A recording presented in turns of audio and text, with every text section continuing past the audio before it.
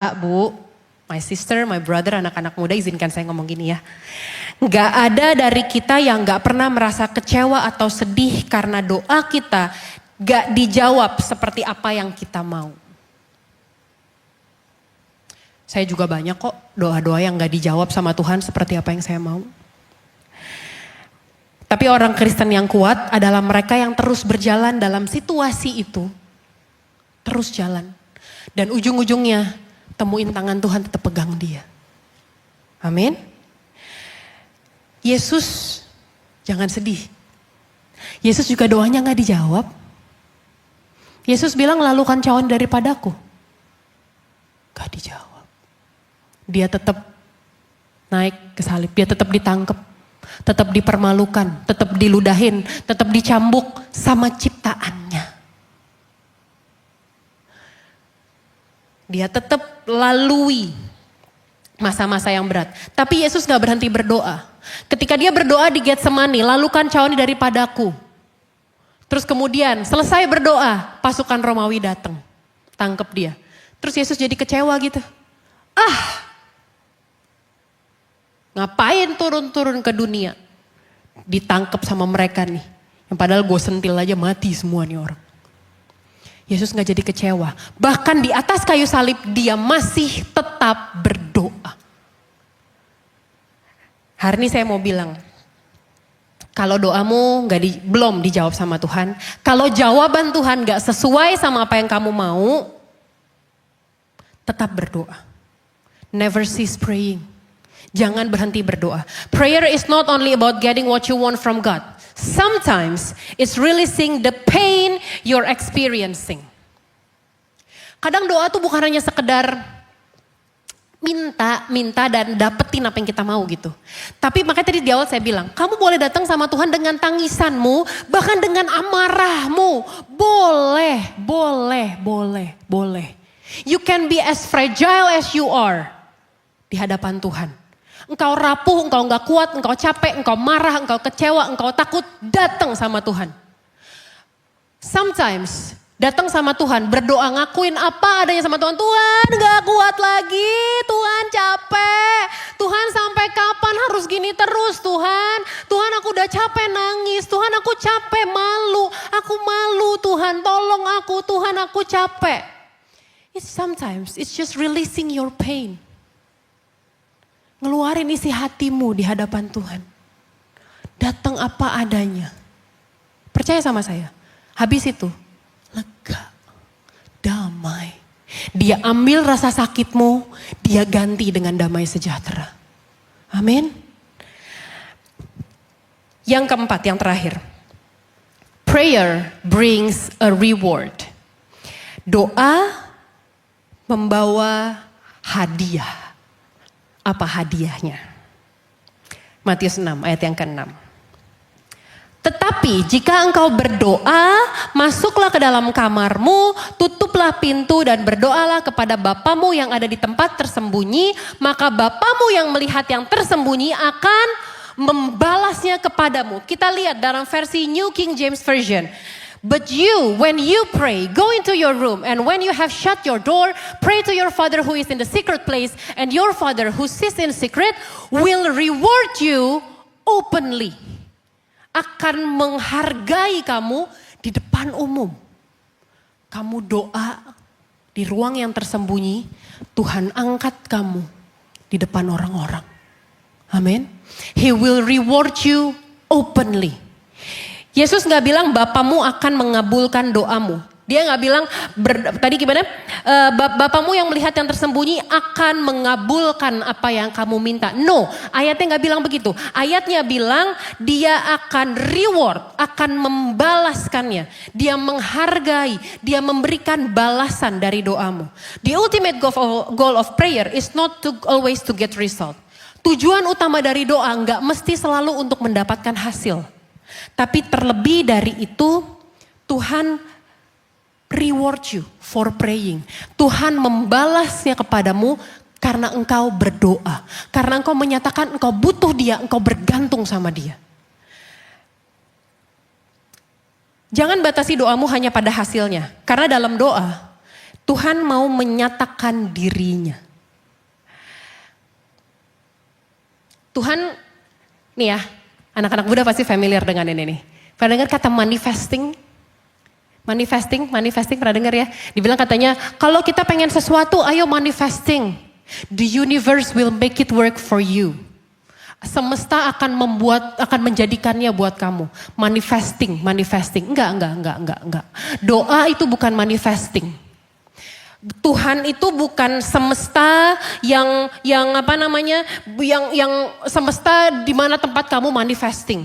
Doa itu bukan law of attraction. Yang kalau kamu manifest sesuatu maka semesta akan work it out for you. No. Tapi doa itu bukan manipulasi alam semesta. Doa itu komunikasi sama yang punya alam semesta. Ngapain ngomong sama semesta? Kalau kita adalah anak yang punya semesta. Hello. Komunikasi sama Tuhan, Allah yang berdaulat. Sekalipun kita nggak dapetin apa yang kita request dalam doa kita, apa yang jadi pokok doa permohonan kita, jangan mundur. Karena tahu nggak kenapa? Justru disitulah kita mendapatkan reward terbesarnya. Apa itu? Relationship sama Tuhan. Mungkin kita nggak dapetin kesembuhannya. Mungkin kita nggak dapetin promosinya hari ini. Tapi lebih dari itu, ketika kita bangun kehidupan doa kita dapat relationship sama Tuhan. Itu reward yang paling berharga. Saya akan tutup. Mungkin saudara beberapa pernah dengar kesaksian ini. 6 April 2004. Saya nggak pernah lupa hari itu. 6 April 2004. Tengah malam jam 3 pagi. Anak saya jatuh dari tempat tidur. Tempat tidur kami cukup tinggi Pak, Bu. Kurang lebih ya 15 meter lah, nggak bohong. Cukup tinggi tempat tidurnya. Anak saya Gene tidur di kasur atas. Karena Joe lasak, kalau tidur di atas bisa gelinding ke bawah. Saya buka kasur di bawah, tidur sama Joe. Jam 3 pagi, Gene jatuh dari tempat tidur. Pada masa itu 6 April 2004, ya saudara yang tahu Kerinduanku Church dari awal tahulah. KC itu kita ibadah pertama itu 24 Maret ya Denis, 24 Maret, 29 Maret di Pluit pertama kali. Ini 6 April, baru 1-2 minggu. Lagi berat-beratnya, lagi bingung-bingungnya, lagi takut-takutnya, banyak orang masih mengejar-ngejar, masih ya udahlah begitulah pokoknya. Saya masih sangat-sangat dalam ketakutan, masih gak ngerti Tuhan mau bikin apa dan lain-lain. Setiap malam saya dan Pastor Gideon berdoa, hampir 6 bulan full kami puasa. Doa sama Tuhan, minta Tuhan bikin do this and do that, tapi Tuhan gak bikin itu. Minta Tuhan stop berita-beritanya dan lain-lain, ternyata enggak. Minta Tuhan bikin ini, bikin itu, but no. Satu kali saya bilang sama Tuhan, saya udah gak sanggup berdoa lagi. Saya capek. Setiap kali saya berdoa, mesbah dengan Pastor Gideon berdoa, biasanya kami gantian. Tapi di momen-momen itu saya bilang, kamu aja yang doa, aku udah gak tahu mau ngomong apa lagi. Segala ayat udah aku kutip, segala ayat udah aku declare, semuanya. Tapi keadaan gak berubah, aku capek. Setiap kali saya berlutut berdoa, saya gak bisa ngomong apa-apa. Cuma bisa nangis doang, gak ada kata-kata yang keluar. Sampai saya bilang sama Tuhan, Tuhan kayaknya ini momen-momen terakhir saya berdoa. Kalau setelah ini, ya masih gini-gini aja kayaknya saya udah gak sanggup berdoa lagi deh. Hilang iman saya, habis. Tapi 6 April 2004 di tengah malam, Gene tiba-tiba jatuh. Saya kebangun. Dan setelah saya comfort, saya peluk Gene, saya cek, Gene are you okay, kamu bisa dengar mama gak? Ada yang sakit gak dan lain-lain, ada yang apa sakit gak, ngilu gak? Enggak udah. Lagi saya pelukin dia tidur kembali, saya doa sama Tuhan. Di momen itu saya udah gak pakai basa-basi, gak pakai tedeng aling-aling sama Tuhan, saya cuma bilang kenapa Tuhan? Why? Meratap, nanya, kenapa sih Tuhan? Udah keadaan lagi begini, hati lagi berantakan, bingung. Terus anak jatuh jam 3 pagi. Why? Saya diem. Diem dan Tuhan bilang gini, kenapa kamu capek? Karena selama ini kamu ngomong terus. Boleh gak gantian aku yang ngomong? Dia bilang gitu. Jelas banget Tuhan bilang gitu. Makanya kamu capek. Sekarang waktunya aku yang ngomong. Di situ saya nangis sama Tuhan, saya bilang ampuni saya Tuhan. Saya bilang seperti Samuel, speak Lord, for your servant is listening. Berbicaralah Tuhan, hamba-Mu mendengar. Dan Tuhan bilang sama saya, aku tolong, jangan takut. Aku akan tolong kamu. Tapi satu yang aku minta, aku akan kirim banyak orang untuk menolong kamu. Tapi satu yang aku minta, taruh pengharapanmu bukan sama manusia, tapi sama aku. That's it. Setelah itu saya tidur. Dalam tidur saya pikir berhenti sampai di situ. But no.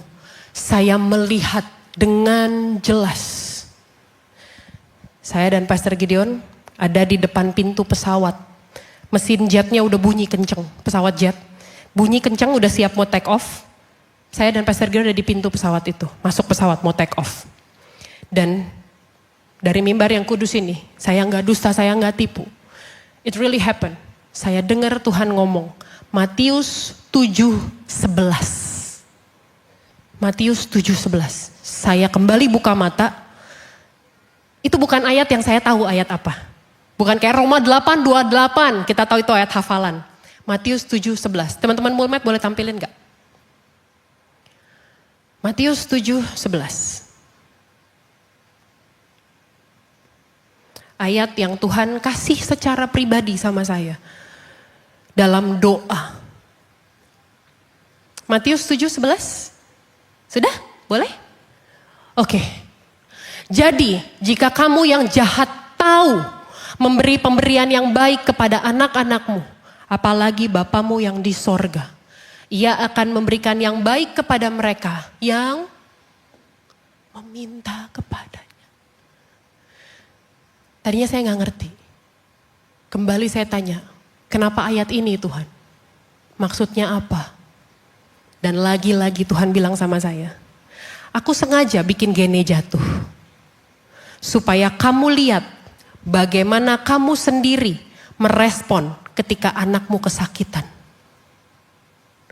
Kamu yang jahat aja tahu bagaimana memberi yang baik buat anakmu. Bagaimana kamu melindungi dia.